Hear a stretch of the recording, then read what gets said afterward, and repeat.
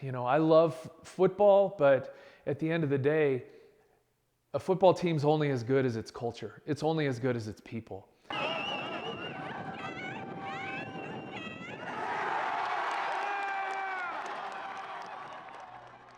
My name is Jeremiah Berenson.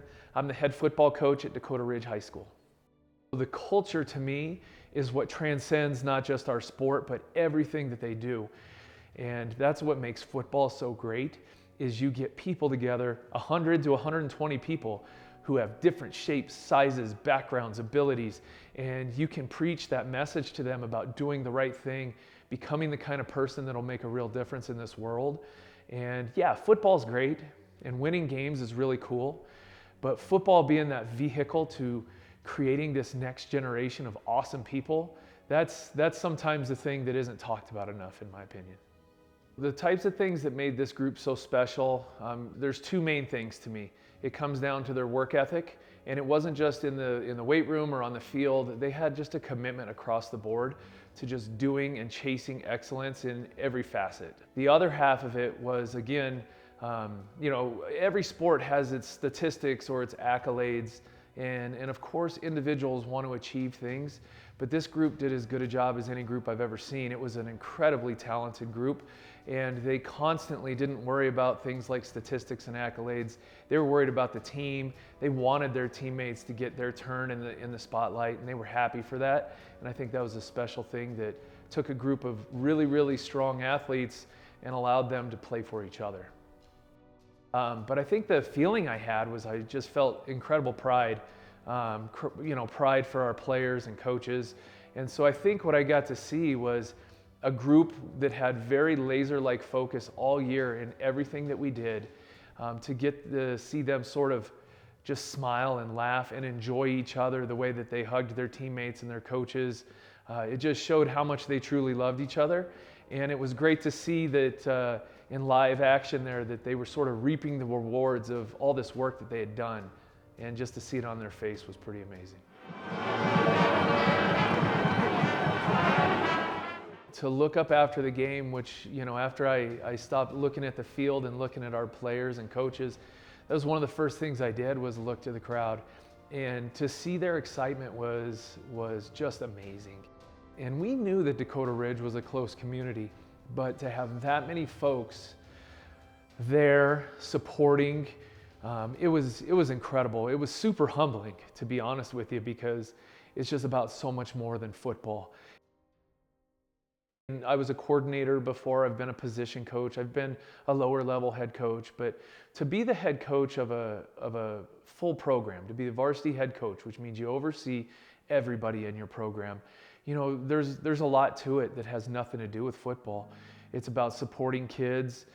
It's about being able to hear them out when they're going through tough times. Coming into this role has really opened up my eyes about how often I spend my time in that area. How many of our players really need help in those foundational areas has been sort of the biggest eye-opener for me.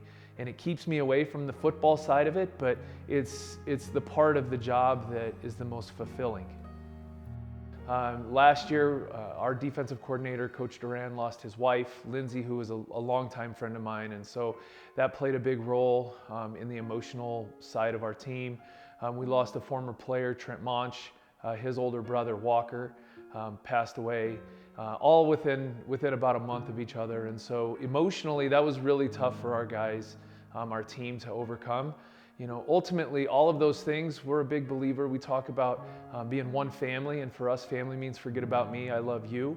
And it's an acronym that stands for serving others before yourselves, putting others before yourself.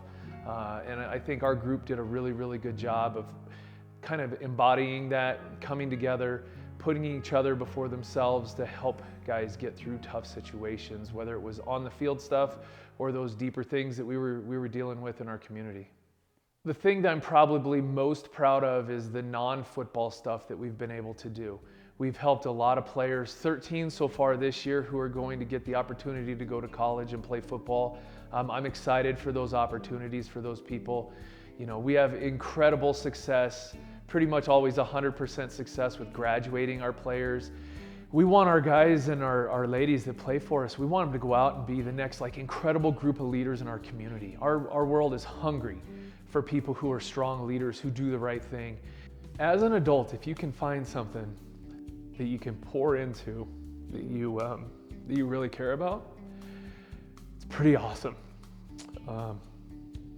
And so to be here for over 20 years, and you're right, to see the highs and the lows, and every school and community has it, right? They have those ups and downs. But you just fall in love with being a part of what you're a part of. And so when things go well and you can tell it means something to the community, you're just proud and you're happy. And obviously it's a special place, at least for me. And anytime you can do stuff to make your community proud, it's just an amazing feeling. And it's, I think that's the best way, is just, we say all Eagles, all family. And I think even before that was sort of a catchphrase around here, people still felt that way.